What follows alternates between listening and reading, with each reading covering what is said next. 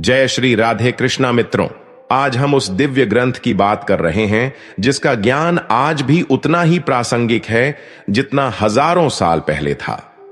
श्रीमद् भगवद गीता, वो अमृत वचन जो आज से लगभग 5000 वर्ष पहले महाभारत के महायुद्ध के मैदान में कुरुक्षेत्र की भूमि पर कहे गए थे। जब महान योद्धा अर्जुन अपने ही प्रियजनों, अपने गुरुओं, पितामह और भाइयों को शत्रु के रूप में सामने देखकर विचलित हो गए, जब उनका गांडीव उनके हाथों से छूटने लगा, जब वे अवसाद, दुख और मोह के सागर में डूब रहे थे, तब उनके सारथी स्वयं भगवान श्री कृष्ण ने उन्हें वो उपदेश दिए जो भगवद गीता के नाम से अमर हो गए। परंतु असल में अर्जुन तो केवल एक माध्यम थे। श्री कृष्ण के ये उपदेश केवल उस एक योद्धा के लिए नहीं, बल्कि प्रत्येक मनुष्य के लिए हैं। क्योंकि क्या हमारा जीवन भी एक युद्ध के मैदान से कम है? हम सभी अपने जीवन में कभी न कभी अर्जुन की तरह ही दुविधा, कर्तव्य और मोह के बीच फंस जाते हैं। भगवद गीता हमें सिखाती है कि कैसे फल की चिंता किए बिना अपना कर्म करें। यह हमें आत्मा के अमृतत्व का ज्ञान देती है और मृत्यु के भय से मुक्त करती है। यह हमें सिखाती है कि सुख दुख, हार जीत और मान अपमान में संभव कैसे रहा जाए। यह केवल एक ग्रंथ नहीं, बल्कि एक व्यावहारिक मार्गदर्शक है जिसमें प्राणी के सभी प्रकार के मानसिक, भावनात्मक और आध्यात्मिक समस्याओं का अचूक समाधान है। यह हमें धर्म के मार्ग पर चलते हुए एक संतुलित और उद्देश्यपूर्ण जीवन जीने की कला सिखाती है। भगवद गीता पढ़कर के समझने से आपके सोचने समझने और व्यक्ति वस्तु परिस्थितियों के प्रति आपके दृष्टिकोण में परिवर्तन आता है। आप अपने व्यर्थ के विचारों, चिंताओं और आशंकाओं को दूर कर पाते हैं। जब आप यह कर पाते हैं तो आप में उत्साह और उमंग का संचार होता है, जिससे सकारात्मकता बढ़ती है और आपका मनोबल बढ़ जाता है और आप अपना जीवन बेहतर ढंग से जी पाते हैं। अगर आप इन सभी लाभों को प्राप्त करना चाहते हैं तो कभी अधूरा ज्ञान न लें। इसलिए इस वीडियो को अंत तक सुनें। दोस्तों, हमारे मन में हमेशा यह सवाल उठता रहता है कि हमारे जीवन का उद्देश्य क्या है। तो आपको यह समझना चाहिए कि आपके दो सबसे महत्वपूर्ण दिन होते हैं। पहला दिन है जिस दिन आपका जन्म हुआ है, और दूसरा दिन जब आपको यह समझ में आता है कि आपका जन्म किस कारण से हुआ है। वह दिन हमारे जीवन का सबसे बेहतरीन दिन बन जाता है। समस्या का समाधान इस बात पर निर्भर करता है कि हमारा सलाहकार कौन है। यह बहुत महत्वपूर्ण है क्योंकि दुर्योधन शकुनी से सलाह लेता था और अर्जुन श्री कृष्ण से।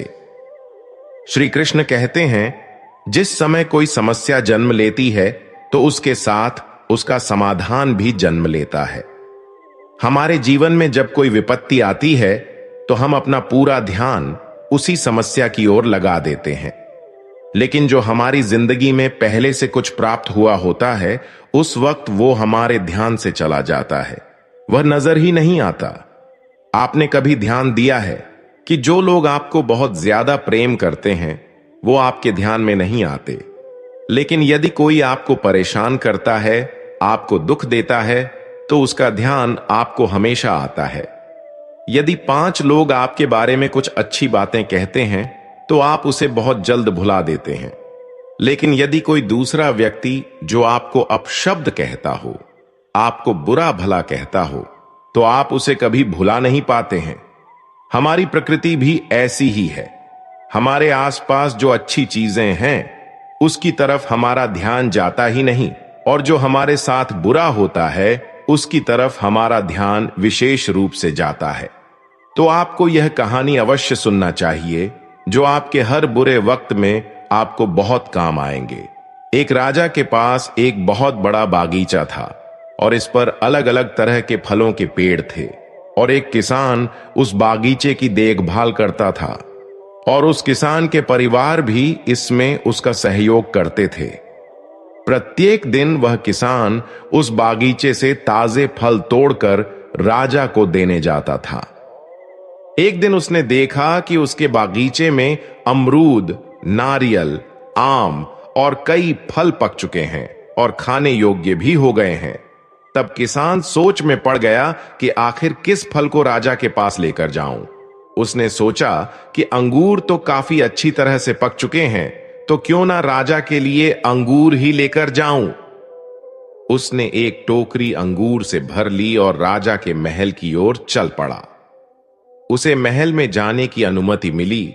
वह महल के अंदर पहुंचा तो उसने देखा कि उस वक्त राजा बहुत चिंतित था और गुस्से में था। आज भी किसान हर रोज की तरह पके फल से भरा टोकरी राजा के पास लेकर आया। राजा को गुस्से में देखकर किसान राजा से दूर किसी एक कोने में जाकर बैठ गया। फिर राजा अंगूर खाना शुरू कर देता है। वह एक अंगूर खाता और दूसरे अंगूर को किसान के माथे पर निशाना लगाकर मारता, और जब उसका निशाना लग जाता तो किसान कहता कि यह तो बहुत अच्छा हुआ, परमात्मा बहुत दयालु हैं। फिर राजा और जोर से किसान के माथे पर अंगूर फेंकता। इस बार भी किसान ने पहले की तरह ही जवाब दिया, यह तो बहुत ही अच्छा हुआ, परमात्मा तो बड़े दयालु हैं। इस पर राजा को आश्चर्य हुआ। उसने सोचा, मैं तो इसके माथे पर अंगूर फेंक कर मार रहा हूं, लेकिन इससे तो कोई फर्क नहीं पड़ता। इसके बजाय यह और ज्यादा ही खुश हो रहा है। राजा ने इस प्रतिक्रिया को देखकर उससे पूछा, मैं तो तुझे बार बार अंगूर से तेरे माथे पर मार रहा हूं और तू कह रहा है कि यह तो बहुत अच्छा हुआ, परमात्मा बहुत भले है, तू ऐसा क्यों कह रहा है। इसके जवाब में किसान कहता है, हे राजा, बाग में तो आज अमरूद, नारियल जैसे कई बड़े बड़े फल पककर तैयार हो चुके हैं। वैसे मैं अगर चाहता तो नारियल, अमरूद और बड़े बड़े पके फल भी लेकर आ सकता था, और यदि यहां अंगूर की जगह नारियल, अमरूद इत्यादि होता तो आज तो मेरा बुरा ही हाल हो जाता। इसीलिए यही कारण है कि मैं कह रहा हूं राजन, आज तो जो भी हुआ बहुत अच्छा हुआ। ईश्वर बहुत भले हैं, दयालु हैं। दोस्तों, अगर वास्तव में देखा जाए तो यह कहानी हमारी जिंदगी से ही तो जुड़ी है, क्योंकि कभी कभी अंगूर की तरह ही छोटी छोटी मुसीबतें आकर हमारे जीवन में आने वाले नारियल और बड़े बड़े फल के समान बड़ी बड़ी मुसीबतें नहीं आ पाते हैं, और हम सोचने में लग जाते हैं कि आखिर मेरे साथ ही ऐसा क्यों हुआ है। हम छोटी छोटी समस्या के पीछे अपना समय व्यर्थ ही सोचने में जाया कर देते हैं कि यह समस्या मेरे साथ ही क्यों होता है, पर यह नहीं समझ पाते कि इसके आने से तो बड़ी समस्या टली हुई होती है। और ऐसा तभी हम समझ पाएंगे जब हम अपने हर तकलीफ को, अपने हर दुखों को गहराई से समझेंगे, उसका विश्लेषण करेंगे, तो यह हम समझ पाएंगे कि बहुत बार जब हम वर्तमान में किसी चीज से बहुत तकलीफ होती है या दुख लगता है, और तभी हम भविष्य में जान पाते हैं, हमें एहसास होता है कि अगर वह चीज हमारे साथ नहीं होती तो आज हमारी जिंदगी इतनी बेहतर ना होती।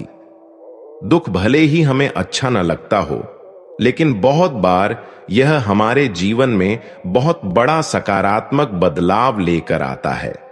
इसलिए ध्यान रहे कि जरूरी नहीं कि हर अच्छी दिखने वाली चीज हमारे लिए अच्छी ही हो, और यह भी हमेशा जरूरी नहीं कि कोई चीज हमें दुख तकलीफ दे रही हो तो वह हमारे लिए गलत साबित हो।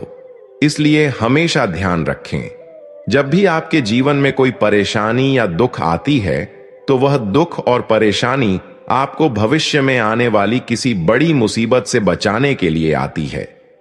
एक बार एक परिवार में पुत्र और पिता रात में भोजन के लिए बैठे तो उस लड़के की मां ने उन दोनों के प्लेट में जली हुई रोटी और सब्जी परोसे, और उसकी मां ने अपने बेटे और पति से माफी मांगी कि गलती से उसकी रोटी जल गई है। तो उस लड़के के पिता ने अपनी पत्नी से कहा, तुम बिल्कुल भी चिंता मत करो, जली हुई रोटी तो कड़क होती है और मुझे खाने में बहुत अच्छी लगती है, ऐसी रोटी मुझे बहुत पसंद है। अपने पिता के इन शब्दों को सुनकर उसके पुत्र ने अपने पिता से पूछा, पिताजी, आपको क्या जली हुई रोटी बहुत पसंद है? तो उसके पिता ने कहा, तुम्हारी मां आज दिन भर काम करती रही, एक जली हुई रोटी किसी को दुख नहीं पहुंचाता। लेकिन अगर मैं ऐसा न कहकर उसे अगर मैं कठोर और तीखे शब्द में उसका जवाब दिया होता तो यह बात उसे बहुत दुख पहुंचता। कठोर और तीखे शब्द दिल को बहुत चोट पहुंचाते हैं। इस दुनिया में कोई भी ऐसा व्यक्ति नहीं होता जिसमें कोई भी कमी ना हो। इसलिए मैंने इस बात को जाना और हम दोनों ने हमेशा जिंदगी भर यही सीखा है कि एक दूसरे की गलती को स्वीकार करना, उन्हें अनदेखा करना, हमें एक दूसरे की कमियों को स्वीकार करके जीवन को जीना सीखना चाहिए। तभी हमारे संबंध खुशहाल रह पाएंगे। मित्रों, इस कहानी से हमें यह सीखने को मिलता है कि हम लोगों को अपनी जिंदगी में एक दूसरे की गलतियों को माफ करना सीखना चाहिए। एक दूसरे को कठोर और कड़वे शब्द न कहें, बल्कि एक दूसरे की कमी को जानकर एक दूसरे का सहारा बनना चाहिए। वहीं उसके उलटे अगर हम एक दूसरे की कमियों को अपने दिल में बिठाना शुरू कर देते हैं, अपने दिल से लगा बैठते हैं, तो हमारी पूरी जिंदगी कड़वाहट से ही भर जाती है। हमारे सारे रिश्ते कड़वाहट से भर जाते हैं। जिंदगी में यह सभी बातें आती ही रहेंगी, लेकिन निर्णय आपका है। क्या आप उसमें खुश रहते हैं या आप उसमें स्वयं को दुखी करके जीवन पर्यंत परेशान रहते हैं? एक राज्य में एक राजा अपने नगर के निरीक्षण के दौरे पर गया था। उसने सोचा, क्यों ना आज अपने नगर के लोगों की क्या समस्या है देख करके आऊं कि किस तरह से लोग अपना जीवन जी रहे हैं। उसने रास्ते में एक बूढ़े व्यक्ति को देखा जो सर पर लकड़ी की गठरी रखकर ले जा रहा था। वह बहुत ही गरीब था। राजा को यह देखकर बहुत ही दुख हुआ। उसने इस बूढ़े व्यक्ति से पूछा कि आप तो इतनी तेज गर्मी में लकड़ी का गट्ठर बांधकर सर पर ले जा रहे हैं। आप पसीने से पूरे लथपथ हो चुके हैं। आप मेरे रथ पर आकर बैठ जाइए। आपको जहां भी जाना होगा मैं आपको छोड़ दूंगा। उस गरीब बूढ़े व्यक्ति ने राजा से कहा, महाराज, मैं तो बहुत छोटा व्यक्ति हूं, आपके रथ पर कैसे बैठ सकता हूं? तो राजा ने कहा, मैं कोई छोटा बड़ा व्यक्ति नहीं मानता। हमें तो एक दूसरे की मदद का भाव रखना चाहिए। अगर हमारे पास कोई चीज बहुत ज्यादा है और किसी व्यक्ति के पास उस चीज की कमी है, तो हमें उस चीज को अवश्य ही उसे देना चाहिए। और मैं भी एक मनुष्य हूं, और एक मनुष्य दूसरे मनुष्य के काम नहीं आएगा तो कौन आएगा? और ऐसा मनुष्य जो दूसरे मनुष्य के पीड़ा को नहीं समझ सकता, वह मनुष्य नहीं हो सकता।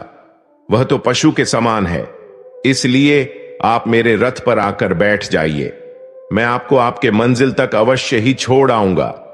राजा के अनुग्रह करने पर वह गरीब किसान राजा के रथ पर आकर बैठ गया। रथ आगे बढ़ा तो राजा ने देखा कि उस किसान के सर से पसीना अभी भी बह रहा है। तो राजा ने देखा कि उस किसान ने अपने सर पर से उस लकड़ी के गट्ठर को नहीं उतारा है। राजा ने उस बूढ़े किसान से कहा कि जब आप इस रथ पर बैठ गए हैं तो आपको अपने सर पर इस गट्ठर को रखने की क्या ही आवश्यकता है? आप अपनी इस गठरी को रथ पर रख दीजिए। तो किसान ने राजा से कहा, महाराज, आपने तो मुझे रथ पर बिठाया, यह बहुत ही सौभाग्य की बात है, लेकिन मैं नहीं चाहूंगा कि इन लकड़ियों के गट्ठर का वजन आपके रथ पर पड़े, इसलिए मैंने इसे अपने सर पर ही ले रखा है। तो उसकी इन बातों को सुनकर राजा को बहुत ही आश्चर्य हुआ और उसने बहुत ही अफसोस जताया और उसने अपना सर पकड़ लिया। मित्रों, यही कहानी हम सभी की है। भगवान श्री कृष्ण श्रीमद् भगवद गीता में कहते हैं, हे अर्जुन, तुम अपने सारे दुखों को मेरे ऊपर छोड़ दो। मैं तुम्हारे सारे दुखों को दूर कर सकता हूं, तुम्हारी सभी चिंताओं को खत्म कर सकता हूं। लेकिन दुर्भाग्य है कि यहां प्रत्येक मनुष्य अपने सर पर लकड़ी के गट्ठर के समान चिंताओं का बोझ, अपनी समस्याओं का बोझ अपने सर पर लेकर घूम रहा है। वैसे असल में तो वह कुछ नहीं कर सकता। वह मनुष्य अपना ही जोर चलाने में लगा रहता है। मनुष्य को यह लगता है कि सब कुछ तो मैंने ही संभाल रखा है। अपनी समस्या के बारे में अगर मैं ना सोचूं तो सब कुछ ही बर्बाद हो जाएगा, व्यर्थ हो जाएगा, और वह केवल सोच सोच कर परेशान रहता है और अपना उचित कर्म नहीं करता। बल्कि उसे तो अपनी समस्याओं के परिणाम को ईश्वर पर छोड़ देना चाहिए और अपना वास्तविक कर्म करना चाहिए ताकि उस समस्या से पार पाया जा सके। मित्रों, हमारी जिंदगी का सफर, चाहे वह आध्यात्मिक हो या हमारे परमात्मा की ओर हो, वह सफर हमारे मन मस्तिष्क के भीतर छुपा हुआ होता है। एक बार एक मूर्तिकार से पूछा गया कि आप इतनी अच्छी मूर्ति कैसे बना लेते हैं? तो मूर्तिकार ने कहा, पत्थर के अंदर तो मूर्ति पहले से ही है, मैं तो बस उसमें जो अनावश्यक मात्रा में पत्थर का अंश है बस उसे निकालता हूं और फिर जाकर मूर्ति प्रकट होती जाती है। मित्रों, हमारी जिंदगी का सफर भी उसी मूर्ति की तरह ही होता है। बस उसके ऊपर का जो हमारा मन का भ्रम होता है और अपने बारे में कि मैं यह नहीं कर सकता, मेरे अंदर इतनी क्षमता नहीं है, बस वह नकारात्मक इच्छाएं निकालता जाता है तो हमारे जीवन की वास्तविकता हमें पता चलने लग जाती है और हमें सही मार्ग दिखने लग जाता है। एक पिता का एक बहुत ही गुस्सैल पुत्र था। पिता कीलों से भरा हुआ एक थैला अपने पुत्र को दे देता है और कहता है, जब भी तुम्हें गुस्सा आए तो उस थैले में से एक कील निकालकर अपने बागीचे में कहीं ठोक देना। एक दिन जब उसे बहुत ही गुस्सा आया तो उसने उस थैले से कील निकालकर बाड़े में दीवार पर ठोक दी। इस तरह से जब भी उसे कभी ज्यादा गुस्सा आता तो वह ऐसा ही करता। धीरे धीरे उसे एहसास हुआ कि यह बाड़े में कील ठोकने में जो मैं समय व्यर्थ ही बर्बाद कर रहा हूं, उससे तो कई गुना ज्यादा बेहतर है कि मैं अपने गुस्से पर काबू पा लूं। ऐसा करते करते उसके द्वारा बाड़े में कील ठोकने की गतिविधि कम होने लगी। फिर एक दिन ऐसा भी आया, उसमें बहुत ही गुस्सा आने के बावजूद भी उसने एक भी कील बाड़े में नहीं ठोकी और ये सारी बातें वह अपने पिता को बताया।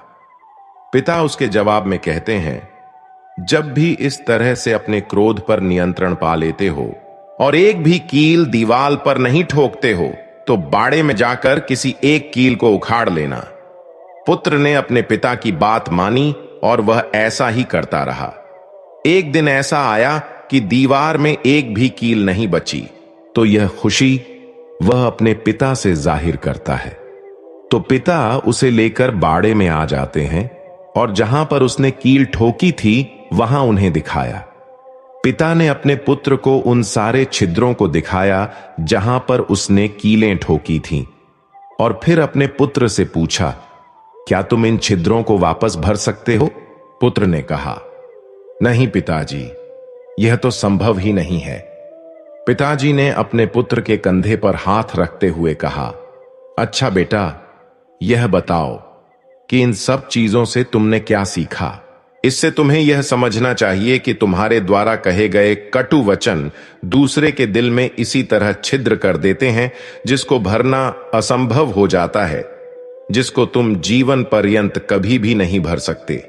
मित्रों, इस कहानी से हमें यह शिक्षा मिलती है जो भगवत गीता में भी कहा गया है कि हमारे जीवन में जब भी कोई ऐसी हालात आ जाए, ऐसी कोई परिस्थिति आ जाए कि लोग आपसे कुछ ऐसा व्यवहार कर जाएं कि आपको बहुत दुख हो और आप गुस्से में दूसरे के दिल में अपने कठोर वचन से चोट पहुंचाते हैं, तो वास्तव में आप ऐसा करके अपने मन की भड़ास को निकाल तो लेते हैं, लेकिन ध्यान रहे कि सामने वाला आपके कहे गए उन शब्दों को कभी नहीं भूल सकते।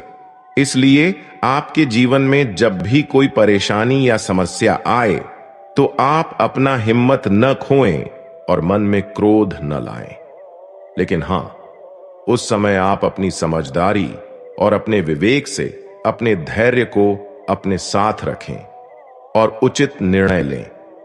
एक शहर में एक बहुत बड़ा व्यापारी रहा करता था। उसकी जिंदगी धन संपत्ति और हर तरह के वैभव से भरा हुआ था। अचानक किसी दिन उसके व्यापार में बहुत बड़ी मंदी आ गई और उसे बहुत बड़े नुकसान का सामना करना पड़ा। वह जो कुछ भी जिंदगी भर कमाया था उसे सब कुछ बेचना पड़ गया। उसने सोचा कि अब मेरी जिंदगी में तो कुछ भी नहीं बची है, ऐसी जिंदगी जीकर ही क्या फायदा।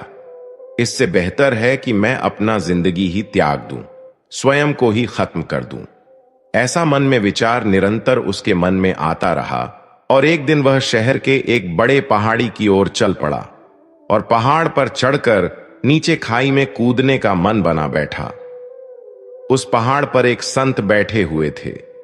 उसने उस व्यापारी को देखा और उससे प्रश्न किया, आखिर तुम अपना जीवन क्यों त्यागना चाहते हो? उसने कहा, एक समय की बात है, मैं बहुत धनी व्यक्ति हुआ करता था।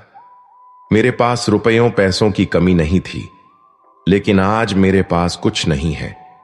मैं कंगाल हो गया हूं और ऐसी जिंदगी जीने से क्या फायदा? इससे बेहतर होगा कि मैं स्वयं को ही मार दूं।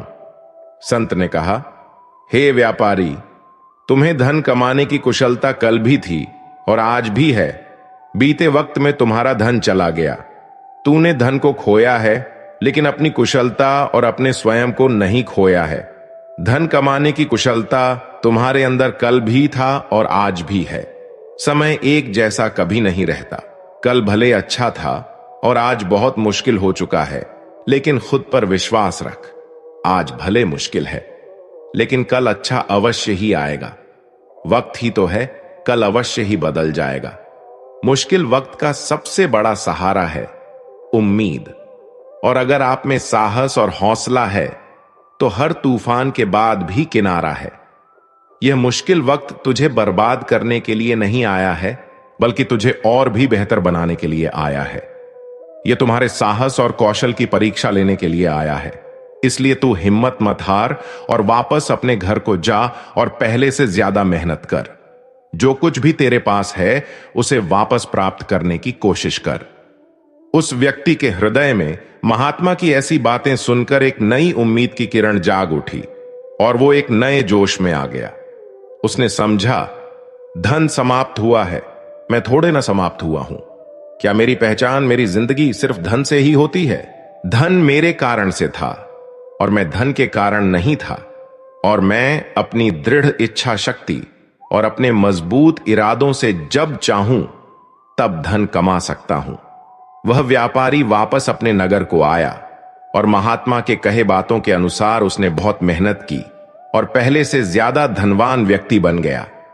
मित्रों, इस कहानी से हमें यह ज्ञान मिलता है कि वक्त चाहे कितना भी हमें परेशान करता हो, वह वक्त गुजर ही जाता है। तो इसलिए हमेशा स्मरण रहे कि आपके जीवन में जब भी कोई समस्या या परेशानी आती है तो वह आपकी हिम्मत की परीक्षा लेने आती है। इसलिए अपने मुश्किल वक्त में घबराकर पीछे हटने के बजाय उससे लड़कर अपनी जिंदगी में और बेहतर मुकाम को प्राप्त करें और आगे बढ़ें। एक बार की बात है, एक व्यक्ति जंगल के रास्ते से होकर दूसरे शहर को जा रहा था। रास्ते में उसने एक हाथी को देखा। उसने देखा कि वह हाथी बहुत ही ज्यादा ताकतवर था, लेकिन इतना शक्तिशाली होने के बावजूद भी वह किसी रस्सी से बंधा हुआ था। उस व्यक्ति को बहुत ही आश्चर्य हुआ कि इतना शक्तिशाली हाथी एक पतली सी रस्सी से बंधा हुआ है, जबकि हाथी चाहे तो रस्सी को एक ही बार में तोड़ दे, क्योंकि वह बड़े से बड़े चट्टान को, पेड़ को, किसी को भी उखाड़ कर फेंक सकता है और बड़े बड़े जंजीरों को भी तोड़ सकता है और अपनी आजादी को प्राप्त कर सकता है। लेकिन इसके बावजूद भी वह पतली और कमजोर रस्सी से बंधा हुआ है। वहां तो न तो कोई जंजीर था, न कोई पिंजरा था, फिर भी वह असमर्थ दिख रहा था। उस व्यक्ति के मन में यह सवाल उसे बहुत विचलित कर रहा था। इसलिए वह तुरंत ही उस हाथी के ऐरावत के पास गया और उसने ऐरावत से पूछा कि इसका क्या कारण है कि एक मजबूत हाथी एक पतली और कमजोर रस्सी से बंधा हुआ है और यह हाथी कुछ करने की चेष्टा भी नहीं कर रहा है। तब ऐरावत ने कहा, जब यह हाथी बहुत छोटा था तो उस वक्त से ही इसे इसी पतली रस्सी से बांधा जाता था। उस समय यह बहुत छोटा था और यह रस्सी इसके सामने बहुत ज्यादा मजबूत थी और यह उस वक्त उस मोटी रस्सी को तोड़ भी नहीं सकता था। उस समय उसने बहुत कोशिश की कि रस्सी टूट जाए। उस दौरान उसके पैरों से खून निकल जाता था, क्योंकि उसे बहुत गहरे चोट लग जाते थे। लेकिन वह छोटा और बच्चा होने के कारण इस रस्सी को तोड़ नहीं सकता था। इसने बहुत बार प्रयास किया, लेकिन यह रस्सी नहीं टूटी और अंत में इसने हार मान लिया कि मुझसे यह रस्सी तो नहीं टूटने वाली। धीरे धीरे समय बीतता गया, वह बड़ा होता गया और उसके मन मस्तिष्क में यह बात बैठ गई कि यह रस्सी उससे नहीं टूटने वाली। वैसे यह चाहे तो किसी भी वक्त इस रस्सी को आराम से तोड़कर बिना ज्यादा बल लगाए ही अपनी आजादी को प्राप्त कर सकता है। लेकिन स्थिति यह है कि यह अपने बचपन में मिले हार को अपने संपूर्ण जीवन का ही हार मान बैठा है और इसलिए अब यह कोशिश नहीं कर रहा है और यह मन से हार जाने के कारण एक कमजोर और पतली रस्सी से भी हार चुका है। मित्रों, यह कहानी भी हमारी जिंदगी की तरह ही होती है, क्योंकि जब हमारी जिंदगी में कोई परेशानी या दुख तकलीफ आती है तो हम अपने आप को उसके सामने बहुत छोटा समझने लगते हैं और हम हार मान लेते हैं। हमारे मन में डर बैठ जाता है और परिणाम यह होता है कि उस परेशानी से निकलने का दोबारा कोशिश ही हम नहीं करते, क्योंकि हम मन से हार चुके होते हैं। उसी तरह असलियत में हमारे दुख इतने शक्तिशाली नहीं होते जितना हम मान लेते हैं, लेकिन हम उन दुखों को खुद से बड़ा समझ लेते हैं, उन समस्याओं को बहुत अहमियत देने लग जाते हैं और इसी कारण वह समस्या उलटे खुद हम पर ही हावी हो जाती है और हमें वह बहुत विशाल लगने लग जाता है। इसलिए जिंदगी में जब भी कोई दुख परेशानी आए तो उसके आगे घुटने हमें नहीं टेकना चाहिए, उसके आगे हमें हार नहीं मानना चाहिए, क्योंकि वह व्यक्ति जो मन से हार जाता है वह अपने दुखों से भी हार जाता है, जीवन से भी हार जाता है। इसलिए ईश्वर कहते हैं कि वह व्यक्ति जो अपने मन को नियंत्रित कर, मन को काबू कर अपने दुखों पर विजय प्राप्त कर लेता है, वह जिंदगी में जो चाहे पा सकता है। किसी भी समस्या से भागना समाधान नहीं है, बल्कि समस्या को समझना और किसी निष्कर्ष पर पहुंचना ही समाधान है। आंसू एक जीवन शैली का हिस्सा है, किंतु आगे आने वाली समस्या का समाधान नहीं। व्यक्ति को दुख होना उसके जीवन का हिस्सा है, किंतु जीवन भर पीड़ा को हृदय से लगाना आगे बढ़ने का समाधान नहीं है। हर समस्या के 3 समाधान होते हैं: स्वीकार करो, बदल दो या फिर छोड़ दो। जैसे उबलते पानी में कभी परछाई नहीं दिखती, ठीक उसी प्रकार परेशान मन से समाधान भी नहीं दिखते। शांत होकर देखिए, सभी समस्याओं का हल मिल जाएगा। उनके होते हुए तू क्यों परेशान है? कान्हा के चरणों में तो हर समस्या का समाधान है। राधा राधा जपने से हो जाएगा तेरा उद्धार, क्योंकि यही वह नाम है जिससे कृष्ण को है प्यार। अगर बना सकते हो श्री कृष्ण को तो अपना बना लो। जीवन के सारे दुख दर्द दूर और सुख की अनुभूति होगी। भगवान श्री कृष्ण कहते हैं, यदि मेरा भक्त मौन होकर सब कुछ सुन रहा है तो स्मरण रखिए, उसके मौन और विश्वास का उत्तर मैं स्वयं देता हूं। मां का हाथ और श्री कृष्ण का साथ है तो फिर दुख में भी सुख का एहसास है। मौन सबसे अच्छा उत्तर है किसी ऐसे व्यक्ति के लिए जो आपके शब्दों को महत्व ही नहीं देता। अपनी पीड़ा के लिए संसार को दोष मत दो, अपने मन को समझाओ। तुम्हारे मन का परिवर्तन ही तुम्हारे दुखों का अंत है। दृष्टि से अधिक आवश्यक प्रेम और आदर भरा दृष्टिकोण है, क्योंकि वही आपको प्रेम और सम्मान दिलाएगा। राधा ने श्री कृष्ण से पूछा, प्यार का असली मतलब क्या होता है? श्री कृष्ण ने हंसकर कहा, जहां मतलब होता है वहां प्यार ही कहां होता है। ईश्वर पर भरोसा इतना रखो कि जब आप इच्छा से काम ना हो तो समझ लीजिए यह उनकी इच्छा है, और जब आपकी इच्छा से काम हो तो समझ लेना यह उनकी कृपा है। कभी जीवन में हारा हुआ महसूस करो और कोई मार्ग ना दिखे तो भगवद गीता की शरण अवश्य लेना। किसी को इतना भी दुख न दें कि वह ईश्वर के सामने आपका नाम लेते हुए रोने लगे। यह कर्म चक्र है। यहां हर एक प्राणी को प्रत्येक क्षण अपना कर्म करना ही होता है, फिर चाहे वह कर्म कितना भी कठिन क्यों ना हो। जिन व्यक्तियों का हृदय पवित्र होता है वे धन्य हैं। क्योंकि उन्हें ईश्वर का ज्ञान दिया जाएगा। जिस प्रकार उगता हुआ सूर्य रात्रि के अंधकार का विनाश कर देता है, वैसे ही आत्मा का ज्ञान समस्त भ्रम को दूर कर देता है। ज्ञान योग उन लोगों के लिए है जो किसी भी वस्तु की कामना नहीं करते, क्योंकि उन्होंने यह जानते हुए समस्त कर्मों का त्याग कर दिया है कि प्रत्येक इच्छा अशुभ से परिपूर्ण होती है। मानव जन्म धन्य है। स्वर्ग के निवासी भी इस जन्म की कामना करते हैं, क्योंकि मनुष्य के द्वारा ही वास्तविक ज्ञान और विशुद्ध प्रेम की प्राप्ति की जा सकती है। युद्ध हो या जीवन, सफलता केवल 3 शस्त्रों से प्राप्त होती है: धर्म, धैर्य और आपके भीतर का साहस। जब जल गंदा हो तो उसे हिलाते नहीं बल्कि शांत छोड़ देते हैं, जिससे गंदगी अपने आप नीचे बैठ जाती है। उसी प्रकार जीवन में परेशानी आने पर बेचैन होने के बजाय शांत होकर सोचें, हल अवश्य निकलेगा। समय और भाग्य दोनों ही परिवर्तनशील हैं। इन पर किसी को अहंकार नहीं करना चाहिए। संबंध उसी आत्मा से जोड़ता है जिसका हमसे पिछले जन्मों का कोई रिश्ता होता है। वैसे दुनिया के इस भीड़ में कौन किसको ही जानता है।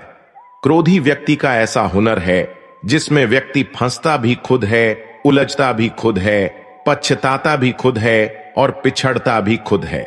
श्री कृष्ण कहते हैं, प्रेम में जरूरी नहीं कि उपहार कोई वस्तु हो। प्रेम, परवाह, इज्जत भी बहुत अच्छे उपहार है। कभी किसी को देकर तो देखें। मनुष्य के दुख का कारण उसका प्रेम ही है। वह जितना अधिक मोह करेगा उतना ही अधिक कष्ट भी भोगेगा। जो अपना ना हुआ उस पर कभी हक न जताना, और जो समझ न सके उसे कभी दुख न बताना। मनुष्य के जीवन के दुखों का मुख्य कारण उसके खुद की आशाएं और इच्छाएं होती हैं। अपने वह हैं जो विपत्ति में काम आए। अपनों के साथ समय का पता नहीं चलता, अपनों का पता चल जाता है। जीवन मिलना भाग्य की बात है, मृत्यु होना समय की बात है। लेकिन मृत्यु के बाद भी लोगों के दिलों में जीवित रहना, यह कर्मों की बात है। श्री कृष्ण कहते हैं, हे अर्जुन, तू करता वही है जो तू चाहता है, होता वही है जो मैं चाहता हूं। तू वही कर जो मैं चाहता हूं, फिर होगा वही जो तू चाहता है। श्री कृष्ण कहते हैं, जब दिल में भक्ति हो और नीयत में खोट न हो तो मैं स्वयं तुम्हारे साथ रहूंगा। जो आपके साथ दिल से बात करता हो उनको कभी दिमाग से जवाब मत देना। स्वतंत्रता का भाव सबको प्रिय होता है, इसलिए अगर सच्चे प्रेम को पाना है तो उसे स्वतंत्र छोड़ देना चाहिए। जिस प्रेम के रिश्ते में स्वार्थ, अहंकार या मतलब होता है, वो रिश्ता प्रेम का रिश्ता कभी नहीं कहला सकता, क्योंकि प्रेम का रिश्ता निस्वार्थ होता है। यानी प्रेम के रिश्ते में कोई स्वार्थ नहीं होता है। स्वर्ग का सपना छोड़ दो, नर्क से डरना छोड़ दो। कौन जाने क्या पाप क्या पुण्य है। बस किसी का दिल न दुखाओ अपने स्वार्थ के लिए, बाकी सब कुदरत पर छोड़ दो। न पैसा बड़ा न पद बड़ा, मुसीबत में जो साथ खड़ा सबसे बड़ा। परिवर्तन ही प्रकृति का नियम है, इसलिए जो पीछे छूट गया है उसका शोक मनाने की जगह जो आपके पास है उसका आनंद उठाना चाहिए। जिंदगी में कभी उदास मत होना, कभी नाराज नहीं होना। यह जिंदगी एक संघर्ष से चलती रहेगी। बस तुम अपना जीने का अंदाज न खोना। मनुष्य अंदर से कितना भी टूटा हुआ हो, पर दुनिया के सामने उसे मुस्कुराना पड़ता है, क्योंकि यह वह दुनिया है जो आपके दर्द आंखों में आंसू लेकर सुन तो लेंगे, पर वही बात आपके पीठ पीछे बढ़ा चढ़ा कर कहेंगे।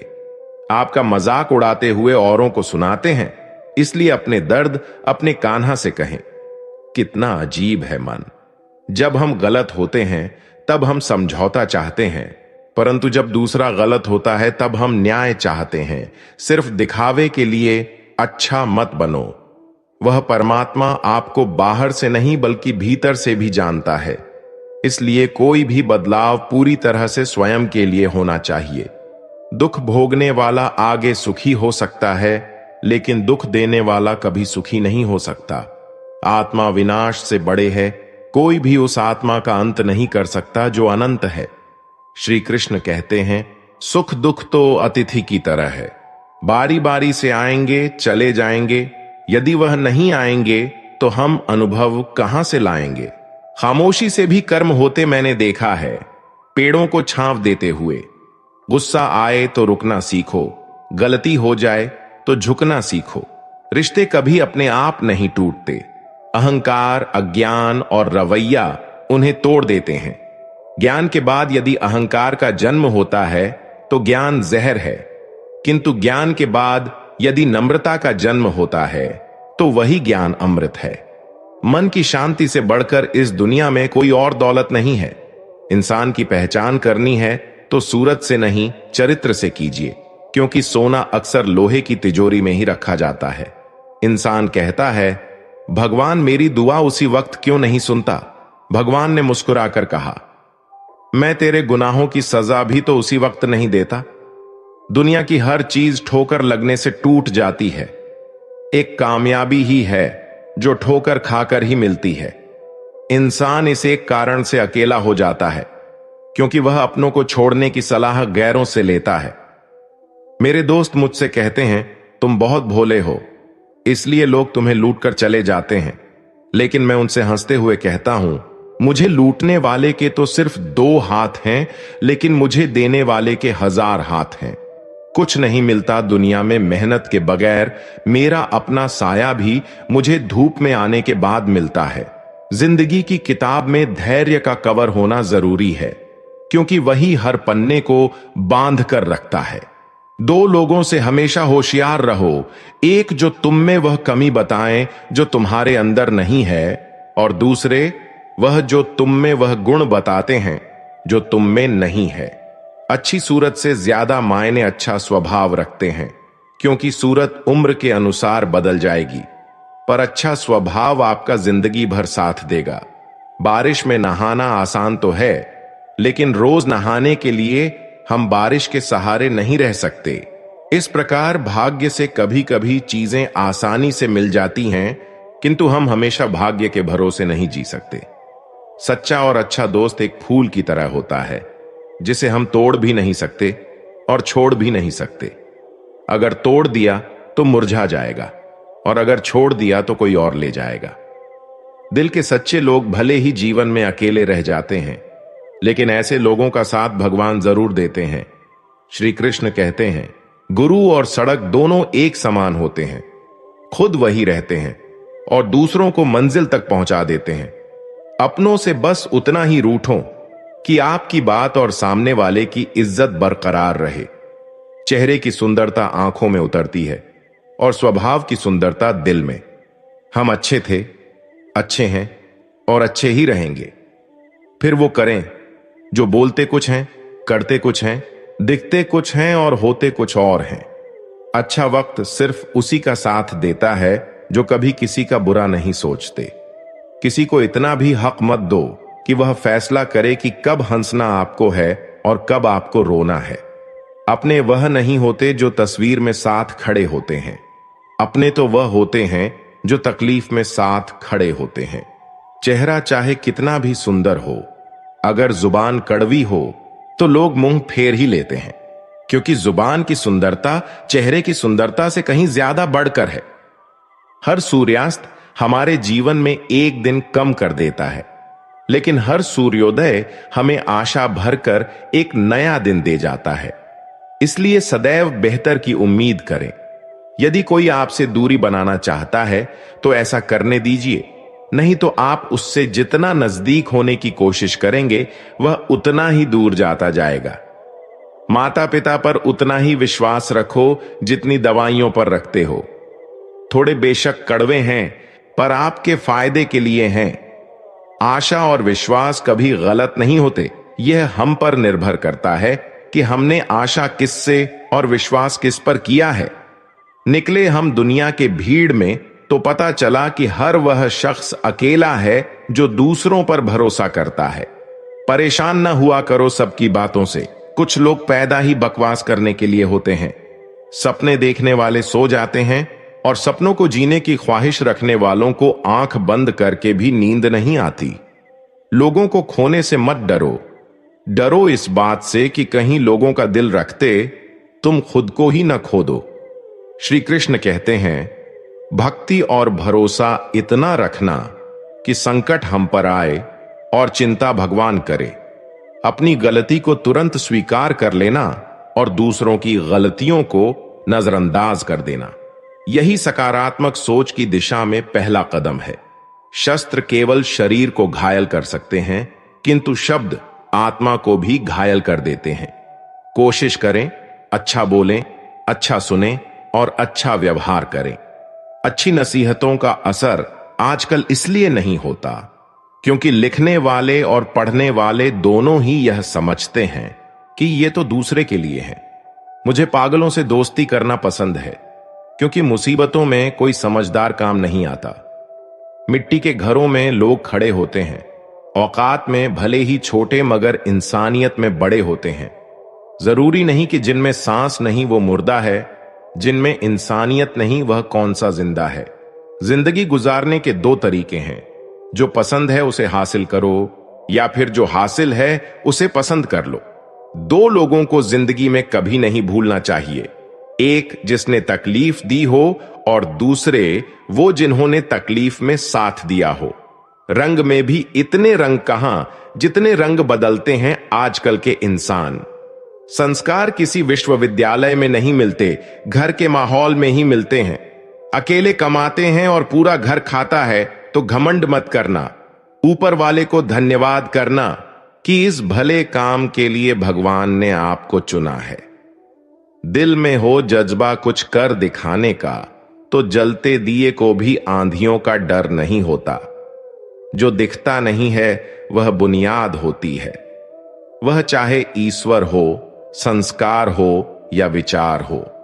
कभी सोचा है पानी से जुदा होकर मछलियां क्यों मर जाती हैं? क्योंकि उन्हें नहीं मालूम था कि किसी की नजदीकियां पहले आदत, फिर जरूरत, फिर जिंदगी बन जाती है। भाषाओं का अनुवाद हो सकता है, भावनाओं का नहीं। कभी कभी कदर और एहसास के लिए जरूरी है कि कुछ वक्त उससे दूर रहा जाए। याद रखना, अक्सर वही लोग हम पर उंगली उठाते हैं जिनको हमें छूने की औकात ना हो। आजकल दुनिया में इंसान की कीमत उसके चले जाने के बाद पता चलती है। जब कोई व्यक्ति अपनी समस्याओं को आपके सम्मुख रखता है तब वह आप पर ईश्वर के जैसा संपूर्ण विश्वास रखता है। समय बताने वाले बहुत हैं, पर समय पर काम आने वाले बहुत कम। अपनी किस्मत को दोष कभी मत देना। आप इंसान बनकर पैदा हुए हो, ये किस्मत नहीं तो और क्या है। काश लोग समझ जाएं कि रिश्ते एक दूसरे का ख्याल रखने के लिए बनाए जाते हैं, एक दूसरे का इस्तेमाल करने के लिए नहीं। जो कदर नहीं करते उनके लिए लोग रोते हैं, और जो हर किसी की कदर करते हैं उन्हें लोग अक्सर रुलाते हैं। ये दुनिया वाले भी अजीब हैं। दुनिया तो आपके राह में पत्थर फेंकेगी, लेकिन यह आपके ऊपर निर्भर करता है कि आप इस पत्थर को कैसे इस्तेमाल करते हो।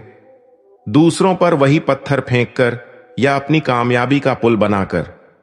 जिंदगी में कभी भी निराश मत होना। क्या पता कल वह दिन हो जिसका तुम्हें बेसब्री से इंतजार था। किसी को कभी दुख मत देना, क्योंकि दी हुई चीज एक दिन 1000 गुना होकर लौटती है। वक्त के साथ सब कुछ बदल जाता है, लोग भी, रास्ते भी, एहसास भी, और कभी कभी हम खुद भी। हर खोई हुई चीज ढूंढने पर मिल सकते हैं। विश्वास एक बार खो जाए तो क्या दोबारा मिलेगा? कैलेंडर हमेशा तारीख बदलता रहता है, पर एक दिन ऐसी भी तारीख आती है जो कैलेंडर को ही बदल देती है। इसलिए सब्र रखिए, वक्त हर किसी का आता है, बस मेहनत करते रहिए। हम तो मजाक में भी किसी को दर्द देने से डरते हैं। न जाने लोग कैसे सोच समझकर दिलों से खेल जाते हैं। जिंदगी आखिरकार रुला ही देती है, फिर चाहे हम मां बाप के कितने ही लाडले क्यों ना हो। किसी से प्यार करो तो बेशक करो, बस उम्मीद मत रखो, क्योंकि तकलीफ प्यार करने से नहीं, उम्मीद रखने से होती है। लोगों की निंदा से परेशान होकर अपना रास्ता न बदलना, क्योंकि सफलता शर्म से नहीं, साहस से मिलती है। सलाह के 100 शब्दों से ज्यादा अनुभव की एक ठोकर इंसान को बहुत मजबूत बनाती है। सारे वजन उठाकर देख लिए, दाल रोटी ही सबसे भारी है। धैर्य रखिए, कभी कभी जीवन में कुछ अच्छा पाने के लिए सबसे बुरे दौर से गुजरना पड़ता है। हर इंसान में कोई ना कोई प्रतिभा जरूर होती है, लेकिन लोग अक्सर इसे दूसरी जैसी बनने में नष्ट कर देते हैं। जो बुरा लगे उसे त्याग दो, फिर चाहे वह विचार हो, कर्म हो या मनुष्य। जिंदगी में हम कुछ नया इसलिए भी नहीं कर पाते क्योंकि हमें लगता है कि दूसरे नहीं कर पा रहे तो हम कैसे कर सकते हैं। जिंदगी में कैसा भी मोड़ आए, कभी हिम्मत मत हारना, क्योंकि तुम्हारी हिम्मत ही तुम्हें हर कठिनाई से बाहर निकालेगी। एक बात याद रखना, पूरी दुनिया जीत कर भी अगर अपने मां बाप का दिल नहीं जीता तो वह हार के समान है। एक समय की बात है, एक राज्य में एक पराक्रमी राजा का शासन था। उसकी कोई संतान नहीं थी। ढलती उम्र के कारण राज्य के भावी उत्तराधिकारी को लेकर वह अत्यंत चिंतित था।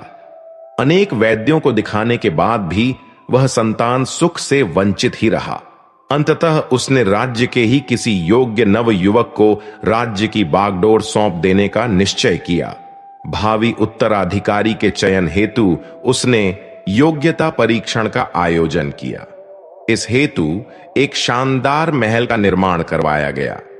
महल के दरवाजे पर गणित का एक समीकरण अंकित कर पूरे राज्य में घोषणा कर दी गई कि राज्य के सभी नवयुवक महल का दरवाजा खोलने आमंत्रित हैं।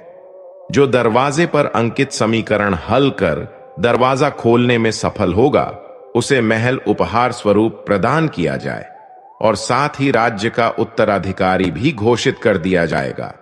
घोषणा के दिन से उस नवनिर्मित महल में नवयुवकों का तांता लग गया। सुबह से लेकर शाम तक नवयुवक वहां आते और दरवाजे पर अंकित गणित के समीकरण को हल करने का प्रयास करते। किंतु आश्चर्य की बात यह थी कि कोई भी उसे हल नहीं कर पा रहा था। कोई उसे लिखकर याद करके जाते और घर पर उसका हल निकालने का हर संभव प्रयास करते, किंतु फिर भी असफल रहे थे। कई दिन बीत गए।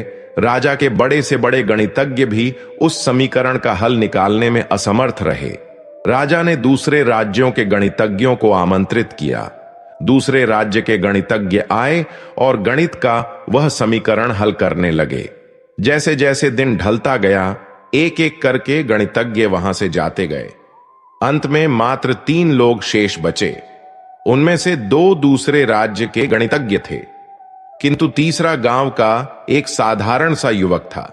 दोनों गणितज्ञ जहां गणित का समीकरण हल करने में लगे हुए थे, वह युवक एक कोने में खड़े होकर उन्हें देख रहा था।